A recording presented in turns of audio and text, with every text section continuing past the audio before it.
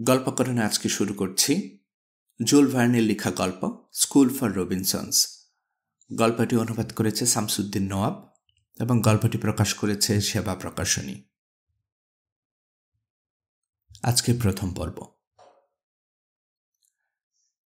হ্যাঁ রে ভাই, তবে আর বলছি কি, এবার নিলামে তুলেছে একটা দ্বীপ, সত্যিকারের দ্বীপ, আস্ত একটা দ্বীপ।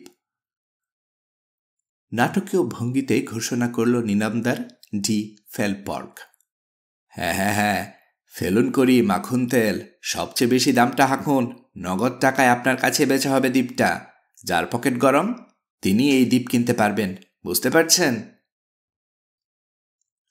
অকশন হাউসে তিল ধারণের জায়গা নেই এরকম একটা অদ্ভুত বেচাকেনা দেখতে দলে দলে ভিড় করছে মানুষ। ভিড় হলে হৈহট্টগোল হবেই, হচ্ছেও তাই। যাকে বলে নরক একেবারে গুলজার। এত শোরগোলের মধ্যে বৃত্তাকার মঞ্চে দাঁড়িয়ে গলা ফাটাচ্ছে জিনগ্রাস ফেলগ্রপের সহকারী। হৈহট্টগোলের শব্দকে ছাপিয়ে তার গলা অকশন হাউসের প্রতিটি কোণা থেকে পরিষ্কার শোনা যাচ্ছে। দাম হাঁকুন ভাই, দাম হাঁকুন। চিকন গলা জিনগ্রাসের এত তীক্ষ্ণ যে কানের পর্দা না ফুটু হয়ে যায় না। তার চিৎকার শুনে 10 নম্বর স্যাক্রামেন্টো স্ট্রিটের অকশন হাউসে আরও লোকজনের ভিড় করেছে। আজ তো একটা দ্বীপ নিলামে চড়েছে, গেল, এই বুঝি বিক্রি হয়ে গেল, দেরি করলে ঠকবেন, তাড়াতাড়ি নিলামে যোগ দিন, পকেট গরম থাকলে আপনার ভাগ্যেও শিখে ছিটতে পারে। আস্ত দ্বীপ ভাই, আস্ত একটা দ্বীপ। নিলাম অনুষ্ঠান হচ্ছে ক্যালিফোর্নিয়ার রাজধানী সান ফ্রান্সিসকোয়। লিমা, সান্টিয়াগো, ভালপাইরাসো এই 3 বন্দরনগরীকে পেছনে ফেলে ইদানিং সান ফ্রান্সিসকোই শহর ও বন্দর হিসেবে বিখ্যাত হয়ে উঠেছে। নিলামে যারা যোগ দিয়েছে তাদের মধ্যে উটা, আরগন আর ক্যালিফোর্নিয়ার লোকজনই বেশি। মেক্সিকো আর চীনের কিছু লোকও আছে। উপকূল থেকে এসেছে 2-1 কানুক। ট্রিনিটি নদীর তীর থেকে 1-8 ব্ল্যাক ফ্লিন্ট। এমনকি গ্রসভেনস্ট্রে আর ফ্ল্যাটহেড থেকেও 2-1 নমুনা হাজির। সব মিলিয়ে যত লোক ভিড় করেছে তার 6 ভাগের 1 ভাগ হল ফরাসি। দিনটা আজ 15ই মে। সময়টা এখনো হাড় কাঁপানো শীত, কিন্তু অকশন হাউসের ভিড় দেখে শীত লেজ তুলে পালিয়েছে। গরমে হাঁসফাঁস করছে সবাই। লোকজন ভিড় করেছে ঠিকই, কিন্তু সবাই তারা নিলামে অংশ নিতে আসেনি। আসলে প্রায় সব লোকে এসেছে মজা দেখতে। মানুষের মনে কৌতূহল জাগা স্বাভাবিক। এরকম কথা কেউ কখনো শুনেনি যে একটা দ্বীপ নিলাম হবে, আর নিলামে চড়লেই যে প্রশান্ত মহাসাগরের একটা দ্বীপ কেউ কিনতে পারবে, এমন পাগল কে আছে? টাকার প্রশ্নটাই মুখ্য নয়। টাকা তো অনেক লোকেরই আছে, কিন্তু সরকার খেপেছে বলে কি টাকাওয়ালাও খেপে? লোকে বলা বলি করছে সবচেয়ে কম দাম যেটা ধরা হয়েছে তাও উঠে কিনা সন্দেহ। দ্বীপটা কিনতে তেমন কেউ আগ্রহী হবে না বলেই নিলামদার এত হাঁক ডাক ছাড়ছে। লোকের ধারণাই সত্যি হলো। নিলামদারের কথা শুনে হাসাহাসি করছে সবাই। তাদের মধ্যে একজনকেও দ্বীপ কিনতে আগ্রহী বলে মনে হলো না। গেল, এই বুঝি বিক্রি হয়ে গেল, পানির দরে ভাই, পানির দরে। মস্ত একটা দ্বীপ, আস্ত একটা দ্বীপ। জীবনে এরকম সুযোগ একবারই আসে, এই সুযোগ হেলায় হারাবেন না। আবার গলা ফাটাচ্ছে জিনগ্রাস। গেল করছো বটে, কিন্তু যাচ্ছে না তো। ব্যঙ্গ করল এক আইরিশ। লোকটার পকেটে দ্বীপ কেনার টাকা তো দূরের কথা, একটা নুড়ি পাথর কেনার পয়সাও আছে কিনা সন্দেহ। সস্তা একেবারে পানির দর, চিৎকার করছে নিলামদার। 1 একরের দাম পড়বে $6 কম রে ভাই। কিনলে ঠকে ভূত হতে হবে, প্রকাণ্ড দেহি এক চাষি বলল। জমি জমার দরদাম সম্পর্কে ভালো ধারণা রাখে সে। ওই জমি থেকে কেনা দামের 8 ভাগের 1 ভাগও তোলা যাবে না। শুনুন ভাই, শুনুন, মন দিয়ে শুনুন। লোভনীয় এই দ্বীপের আয়তন কম বেশি 64 বর্গ মাইল। সব মিলিয়ে 225,000 একর জমি পাচ্ছেন। সে জমির ভেতরটা কেমন তাই বলো, শক্ত নাকি নড়বড়ে? এবারে জানতে চাইল একজন মেক্সিকান। মদের দোকানে নিয়মিত আসা যাওয়া আছে তার। দ্বীপটা নড়বড়ে কি না জানতে চাইছে, অথচ এই মুহূর্তে তার ভেতরটা নড়বড় করছে। সবুজ গাছপালায় ভরা ভারী সুন্দর একটা দ্বীপ, ঘাসে মারা জমি, পাহাড়, ঝর্ণা, কি নেই। দ্বীপটা টিকবে তো? একজন ফরাসি জানতে চাইল। বাহ, কেন টিকবে না, 100 বার টিকবে, হাসি মুখে জবাব দিল ফেলপর্ক।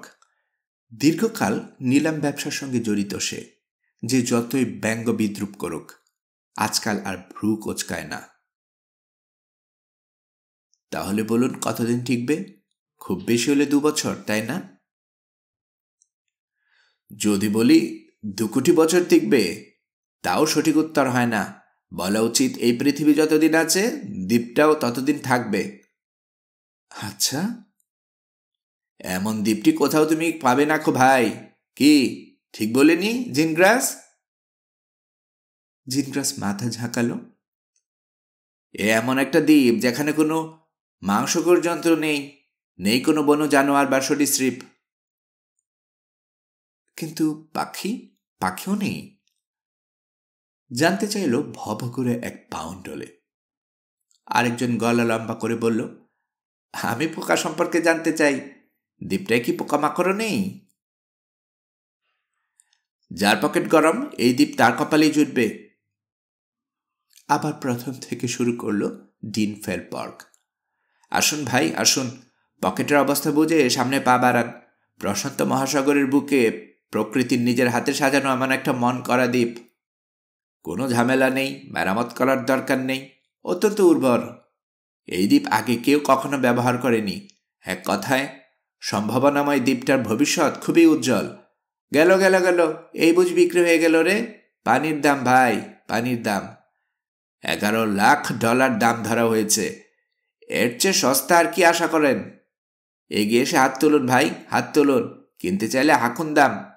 প্রথমকে দাম বলবেন আপনি নাকি আপনি? ওই কোণে বসে মাথা ঝাঁকাচ্ছেন। ও ভাই, ভয় কি? সাহস করে বলে ফেলুন একটা দাম। ভুলে যাবেন না, আপনি একটা দ্বীপের গর্বিত মালিক হতে যাচ্ছেন। আজ তো একটা দ্বীপ ভাই। না হয় কিনবই, বলল এক লোক, কিন্তু জিনিসটা না দেখে কিনে ফেলবো? আপনার দ্বীপটা একবার আমার হাতে দিন না, নেড়ে চেড়ে দেখি। সে যেন একটা ফুলদানি কিনতে চাইছে। লোকটার কথা শুনে ঘর ভর্তি লোক গলা ছেড়ে হেসে উঠল। এখনো কিন্তু কেউ কোনো দাম হাঁকেনি।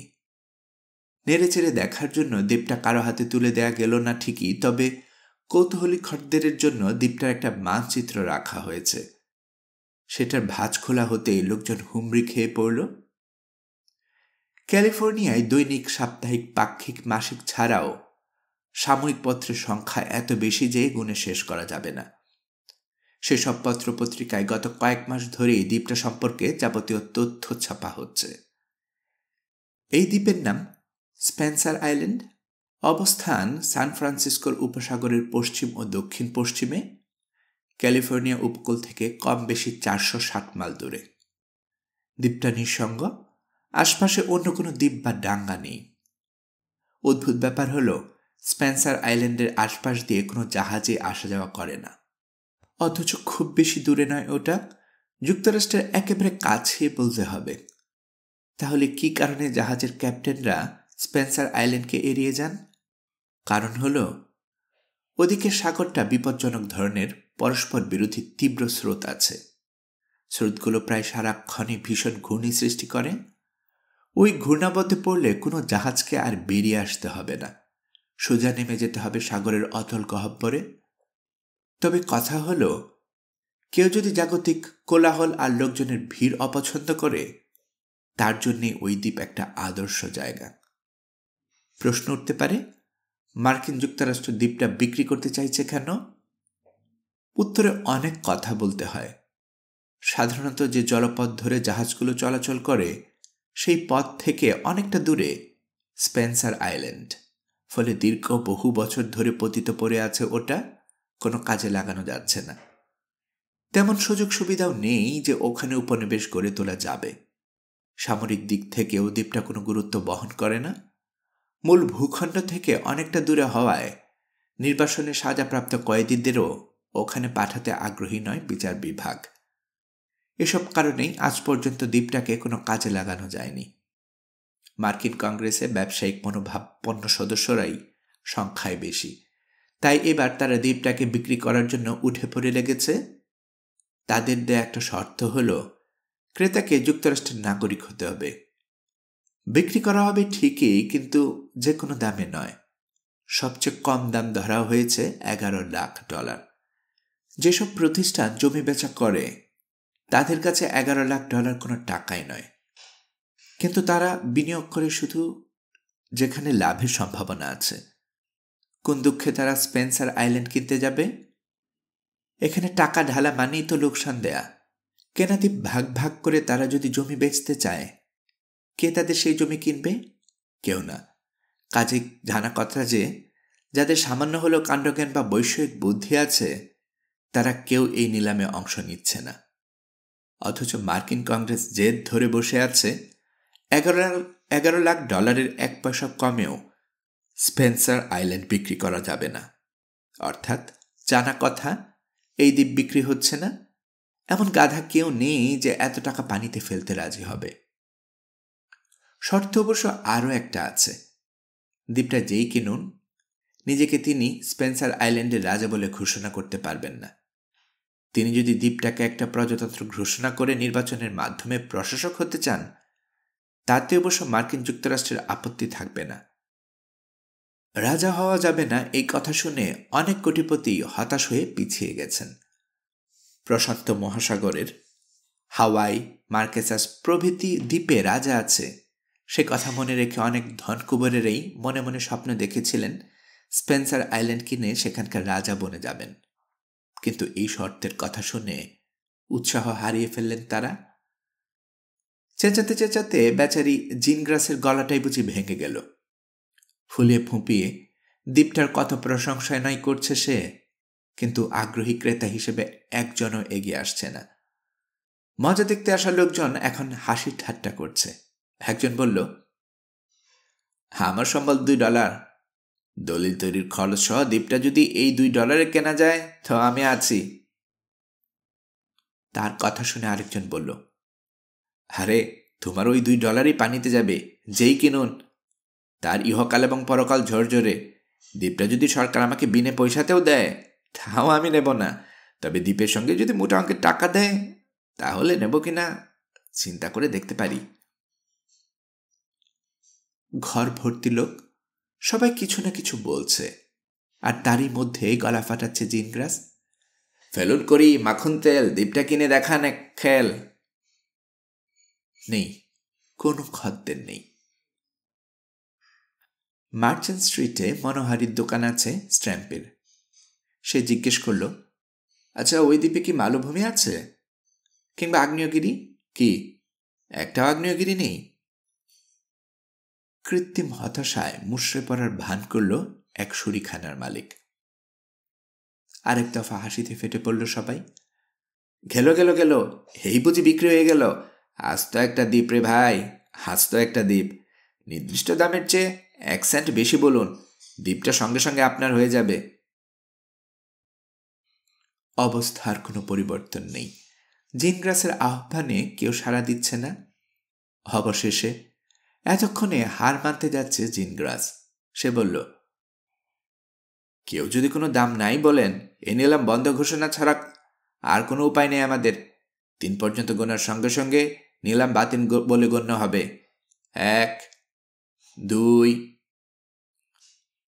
$12 লাখ। অকস্মাৎ যেন ঘরের ভেতর বোমা পড়ল। না, বোমা পড়লেও কেউ এরকম চমকে উঠত না। ঘর ভর্তি লোকজন একেবারে যেন পাথর হয়ে গেল। সংবিত ফিরে পেতে সময় নিল সবাই। হতভম্ব হয়ে এদিক ওদিক তাকাচ্ছে তারা। কে দাম হাঁকালো? কার এত দুঃসাহস? লোকটা কি ছাগল না পাগল? না, তিনি পাগল বা ছাগল কোনোটাই নন। তিনি একজন ধনকুবের। পরিচয় সান ফ্রান্সিসকোর উইলিয়াম ডব্লিউ গোল্ডরুপ।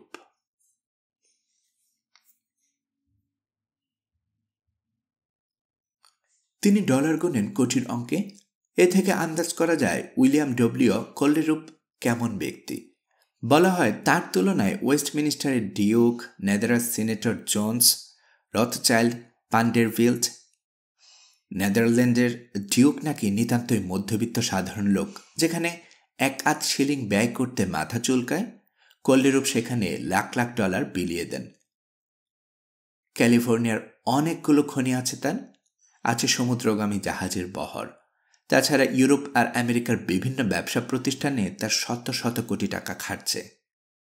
কোল্ডেরুপের টাকা গাণিতিক হারে নয়, বারে জ্যামিতিক হারে। বলা হয় তার যে পরিমাণ টাকা আছে তা নাকি তিনি নিজেই জানেন না। এটা আসলে মিথ্যে প্রচারণা। প্রতিটি ডলারের হিসাব রাখেন কোল্ডেরুপ, তবে ভদ্রলোক কখনো টাকার গরম দেখান না। দেমাক জিনিসটাও তার স্বভাবে নেই। দুনিয়ার বিভিন্ন প্রান্তে তার ব্যবসা প্রতিষ্ঠানের শাখা এই মুহূর্তে 20,000। আমেরিকা, ইউরোপ আর অস্ট্রেলিয়ায় তার অফিসে কাজ করছে 80,000 কর্মচারী। দৈনিক চিঠি লেখা হয় কম করে হলেও 3 লাখ লোককে। তার 500,000 জাহাজ সমুদ্র পাড়ি দিচ্ছে। ডাক টিকিট আর রেভিনিউ স্ট্যাম্প কিনতেই তার বেরিয়ে যায় বছরে $10 লাখ।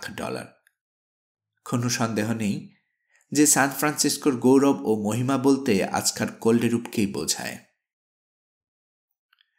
সান ফ্রান্সিসকোর সেই গৌরব আর মহিমা যখন একটা ডাক দিলেন, সেটাকে কৌতুক মনে করে হেসে উড়িয়ে দেওয়া যায় না।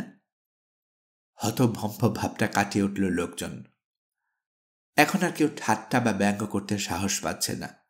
সবাই প্রায় একযুগে ফিসফাস শুরু করল। সবই প্রশংসা সূচক। তবে মাত্র কয়েক সেকেন্ড, তারপরই থেমে গেল সব শব্দ। লোকজন তাকিয়ে আছে বিস্ফারিত চোখে। সবার মনে একটাই প্রশ্ন, এখন যদি কেউ পাল্টা দর হাঁকে। প্রতিজোড়া কান হয়ে উঠল খাড়া। এমনকি কেউ আছে যদি কৌতুক করেও কোল্ডেরুপের দামের উপর দাম বলেন, তাহলে যে কি কাণ্ড ঘটবে কল্পনা করতেও ভয় পাচ্ছে সবাই। কিন্তু না, তা কি কখনো হয়? এত সাহস কার যে কোল্ডেরুপের চেয়ে বেশি দাম দিয়ে দ্বীপটা কিনতে চাইবে? কোল্ডেরুপ শুধু ধনকুবেরের নন, মানুষ হিসাবেও অত্যন্ত জেদি। কোনো ব্যাপারে একবার সিদ্ধান্ত নিয়ে ফেললে কার সাধ্য তাকে টলায়? একবার যখন ডাক দিয়ে দিয়েছেন যে দ্বীপটা তিনি কিনবেন, এই কেনা থেকে তাকে কেউ পিছু হাঁটাতে পারবেন না। দৈহিক দিক থেকে প্রকাণ্ড তিনি। পাঁজরের 5টা বিশাল ধরের উপর সাবধানে বসানো মস্ত মাথা, কাঁধ দুটো অস্বাভাবিক চওড়া, শরীরের পেশি ইস্পাতের মতো শক্ত। দৃষ্টিতে চঞ্চল ভাব নেই, একদম শান্ত। তবে সেখানে দৃঢ়তার কোনো অভাব নেই। সেই দৃষ্টি সহজে নত হতে জানে না। চুলের রং ধূসর, সামনের দিকটা ব্রাশ করা, তা সত্ত্বেও এমন ঝাঁকড়া দেখায় তিনি যেন অল্প বয়সে কোনো তরুণ। সমকোণী ত্রিভুজের রেখার মতো খাড়া ও সরল তার নাক। গোঁফ না থাকলেও দাড়ি আছে, ইয়াঙ্কি ধাঁচে কাটা, জুলফি জোড়া বেশ চওড়া। আর দাঁতগুলোকে মুক্ত বললেই হয়। সব মিলিয়ে চেহারায় এমন একটা শক্তির ভাব আছে, দেখে বিশ্বাস করতে ইচ্ছে করে এই ব্যক্তিকে বড় কোনো তুফানও টলাতে পারবে না। সবাই জানে নিলামে কেউ যদি তার দামের উপর দাম হাঁকে, উত্তরে তিনি শুধু একবার মাথা ঝাঁকাবেন, সেই সঙ্গে দরটা $1 লাখ করে বেড়ে যাবে। তবে না, তার দামের উপর দাম বলার লোক এখানে কেউই নেই। গেল গেল গেল, পানির দরে বিকিয়ে গেল $12 লাখ রে ভাই, মাত্র $12 লাখ। জিন গ্রাস প্রবল উৎসাহে গলা ফাটাচ্ছে। আছেন কেউ প্রতিদ্বন্দ্বী? নতুন একটা দর শোনার জন্য উন্মুখ হয়ে আছে আমরা। ভেবে দেখুন, মাত্র $12 লাখ দ্বীপটা বিক্রি হয়ে যাচ্ছে। দাম একটু বাড়িয়ে যে কেউ এটা কিনে নিতে পারেন, যে কেউ। শুরিখানার মালিক ও খাস্ট ফিসফিস করছে। এর উপর কেউ যদি একটা দাম বলে, তাকে যে দ্বীপটা কিনতেই হবে তা নয়। কারণ একবার যখন কোল্ডেরুপ দাম হেঁকেছে, এই দ্বীপ তিনি অন্য কাউকে কিনতে দেবেন না। উত্তরে মার্চেন্ট স্ট্রিটের মনোহারীর দোকানের মালিক বলল, কোল্ডেরুপ খুব ভালো করেই জানেন যে তার দামের উপর দাম বলার সাহস কারণেই। চুপ! পাশ থেকে এক লোক ধমকের সুরে থামিয়ে দিল ওদেরকে। সবাই রুদ্ধশ্বাসে অপেক্ষা করছে জানে নাটকে কিছু ঘটবে না, তবু অকশন হাউজের পরিবেশ উত্তেজনায় টান টান হয়ে আছে। কি হয় না হয় ভাব। কোল্ডেরূপ কিন্তু একদম ঠান্ডা, চুপচাপ আছেন তিনি, সম্পূর্ণ নির্লিপ্ত। ভাবটা যেন এ ব্যাপারে তিনি কোনো আকর্ষণ বোধ করছেন না। তবে যারা তার খুব কাছাকাছি রয়েছে তারা স্পষ্টই দেখল কোল্ডেরূপের চোখ হয়ে উঠেছে গুলি ভরা রিভলভারের মতো। কেউ নতুন একটা দাম হাঁকলেই ডলার ছুটতে শুরু করে দেবে। আর কোন খদ্দের আছেন? জিজ্ঞেস করল ফেলপর্ক। ঘরের ভেতর পিনপতন নিস্তব্ধতা জমাত হয়ে আছে। গেল গেল গেল, এবার সত্যি সত্যি দ্বীপটি বিক্রি হয়ে গেল, চিৎকার করে বলে উঠল জিনগ্রাস। $12 লাখ 1, $12 লাখ 2। জিনগ্রাস থামতেই শুরু করল ফেলপর্ক। $12 লাখ হীরের টুকরো দ্বীপটি বিক্রি হয়ে যাচ্ছে। সবাই কি নিশ্চিত? আপনারা কেউ নতুন একটা দর বলবেন না? পুরোপুরি নিশ্চিত? দম আটকে কান খাড়া করে আছে সবাই। একেবারে শেষ মুহূর্তে কেউ যদি নতুন একটা দর বলে, কিন্তু না, কেউ কিছু বলছে না। টেবিলের দিকে হাত লম্বা করে হাতুড়িটা তুলে নিল ফেলপর্ক। টেবিলের উপর পরপর 3টে বাড়ি মারবে সে হাতুড়ি দিয়ে। সেই সঙ্গে নিলাম শেষ হয়ে যাবে। তখন আর কারোরই কিছু করার থাকবে না। টেবিলের উপর প্রথম হাতুড়ির বাড়িটা পড়ল। এখনো কেউ নতুন দর হাঁকাচ্ছে না। দ্বিতীয় বাড়িও পড়ল। ঘরের ভেতর সবাই যেন পাথরের মূর্তিতে পরিণত হয়েছে। এবার পড়তে যাচ্ছে তৃতীয় এবং শেষ বাড়ি। টেবিলের দিকে ধীরে ধীরে নেমে এলো হাতুড়ি। টেবিল স্পর্শ করলেও কোনো শব্দ হলো না। পর মুহূর্তে বিদ্যুৎ বেগে উপরে উঠল সেটা, তারপরে দ্রুত নেমে আসছে নিচের দিকে। টেবিলে হাতুড়ি পড়ল না, তার আগেই লোকজনের ভিড় থেকে 3টা শব্দ উচ্চারিত হল। $13 লাখ। ঘর ভর্তি লোক ডাঙ্গায় তোলা মাছের মতো খাবি খেল। সেটা সম্ভবত টাকার অঙ্ক শুনেই। তারপর উল্লাসে ফেটে পড়ল সবাই। যাক, শেষ পর্যন্ত প্রতিদ্বন্দ্বী একজন পাওয়া গেছে। যুদ্ধ তাহলে একটা বাঁধলই। কিন্তু কে সেই বোকা লোক? সান ফ্রান্সিসকোর সম্রাটের উপর দাম হাঁকে। উজবুকটার পরিচয় কি? তার পরিচয় J.R. টাস্কিনার। স্টকটনের বাসিন্দা তিনি। টাস্কিনার যতটা ধনী, সম্ভবত তার চেয়ে বেশি মোটা। বিশ্বাস করতে কষ্ট হয়, তবে কথাটি সত্যি। তার ওজন 490 পাউন্ড। দুনিয়ার সবচেয়ে মোটার লোককে তা নির্ধারণ করার জন্য সেবার শিকাগোতে একটা প্রদর্শনীর আয়োজন করা হলো। টাস্কিনার একটুর জন্য প্রথম হতে পারেনি। কারণটা ছিল এই যে সেদিন তিনি সময়ের অভাবে নৈশভোজ শেষ করে না করেই উঠে পড়েন। সেই জন্যই যে লোকটা প্রথম হয়েছিল তার চেয়ে 12 পাউন্ড কম ওঠে টাস্কিনারের ওজন। মাংসপিণ্ডের বিশাল এই স্তূপ বা স্তম্ভটি যে কোনো চেয়ার বা সোফায় বসতে পারে না। বিশেষ মাপ দিয়ে আলাদাভাবে ওগুলো বানাতে হয় তাকে। টকস্টনে তার প্রাসাদ আছে, সেখানকার সব আসবাবপত্র বিশেষ মাপের তৈরি। স্টকটন হল ক্যালিফোর্নিয়ার খুব নামকরা একটা শহর। দক্ষিণাঞ্চলের খনি শিল্পের স্নায়ুকেন্দ্র। উত্তরেও খনি শিল্পের এরকম একটা স্নায়ুকেন্দ্র আছে, স্যাক্রামেন্টো। স্টকটন আর স্যাক্রামেন্টো পরস্পরের প্রতিদ্বন্দ্বী। শুধু খনি আছে বললেই টাস্কিনার এত ধনী নয়। টাকার কুমির হয়েছেন তিনি পেট্রোল বেচে। জুয়া খেলা থেকেও মোটা টাকা আয় করেন তিনি। লোকে বলে পোকার খেলায় গোটা যুক্তরাষ্ট্রে তিনিই শ্রেষ্ঠ। কিন্তু কারি কারি টাকা থাকলেই কি হবে? খুব কম লোকে তাকে পছন্দ করে। তারা বলাবলি করে মানুষ হিসাবে টাস্কিনারের শ্রদ্ধা করা যায় না। স্নেহজাতীয় পদার্থ যা আছে তার শরীরে, মনটা একেবারে শুকনো খটখটে। সেখানে এক ফোঁটা দয়ামায়া নেই। দয়ামায়া না থাকাতেই তিনি তার প্রিয় রিভলভারটির কারণে অকারণে প্রায় ব্যবহার করেন। কোল্ডেরূপকে দু চোখে দেখতে পারেন না টাস্কিনার। কোল্ডেরূপের অনেক টাকা, এটাই তার ঈর্ষা এবং রাগের মূল কারণ। কোল্ডেরূপকে সবাই সম্মান করে, তার খ্যাতি আছে।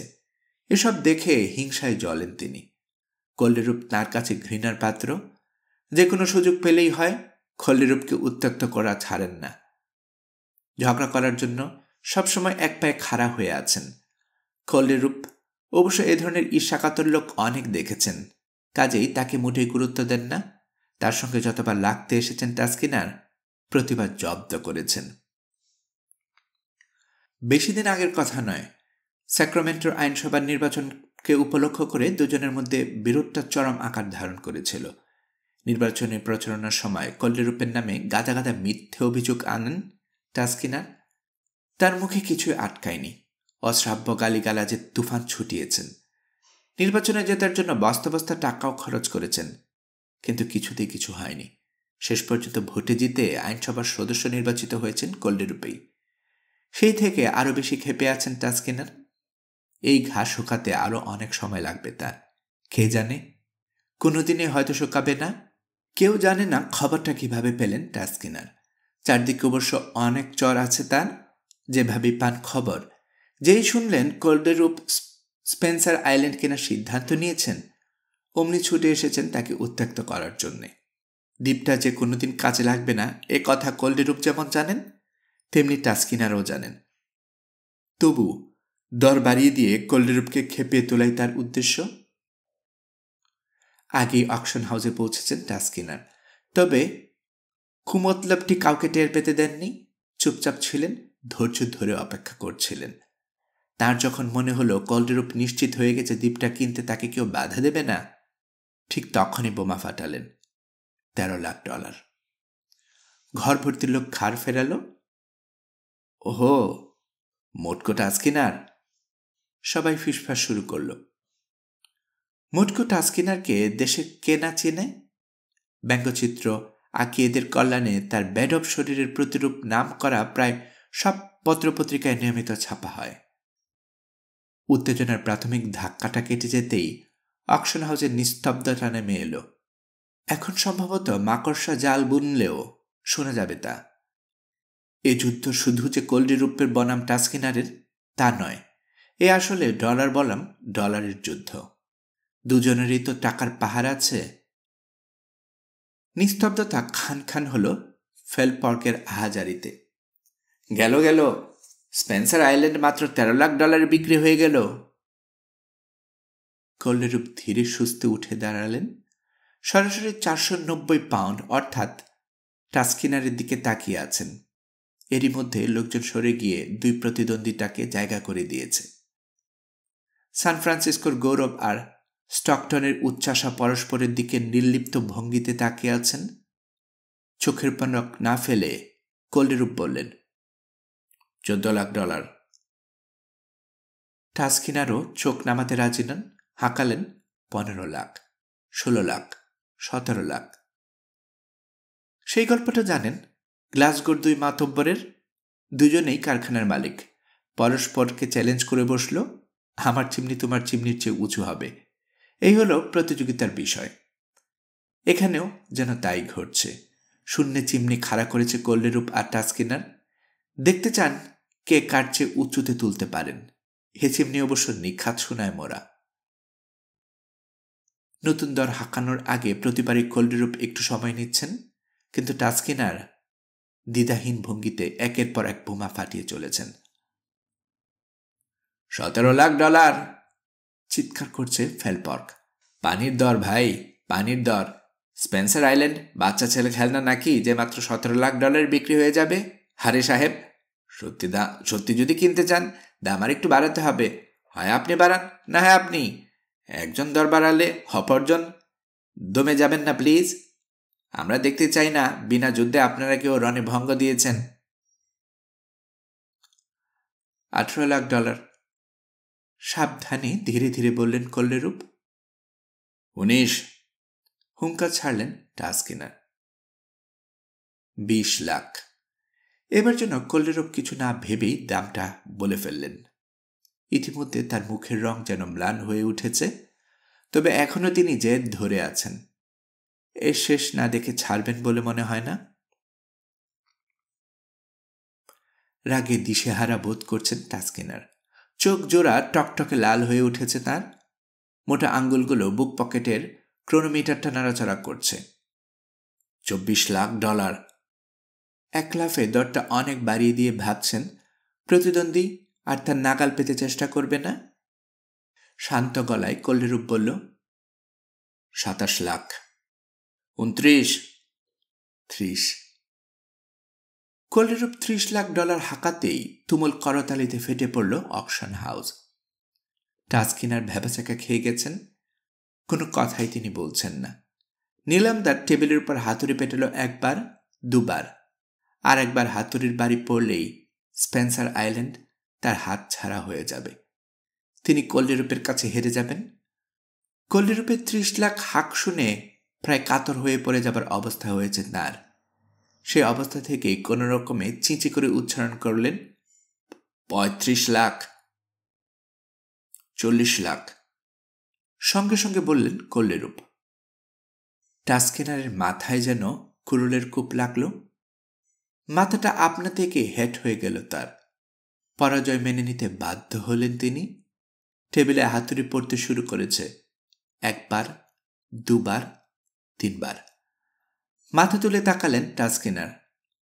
দু চোখ থেকে আগুন ঠিকরে বেরুচ্ছে। এর প্রতিশোধ কিভাবে নিতে হয় আমার তো জানা আছে, হিসিস করে বললেন তিনি। ঘুরে চলে গেলেন অক্সিডেন্টাল হোটেলের দিকে। রাগে ও ঘৃণায় তার সর্বশরীর হু হু করে জ্বালা করছে। ওদিকে অকশন হাউসে আনন্দের বন্যা বয়ে যাচ্ছে। উল্লাসে নাচানাচি করছে লোকজন। এই আনন্দ উল্লাসের কারণ এই নয় যে কল্লিরূপ দ্বীপটা কিনতে পেরেছেন। আসল কারণ হল টাস্কিনারকে অপমান করা হয়ে গেছে। ভিড় ঠেলে মন্টগোমারি স্ট্রিটে ফিরে গেলেন কল্লিরূপ।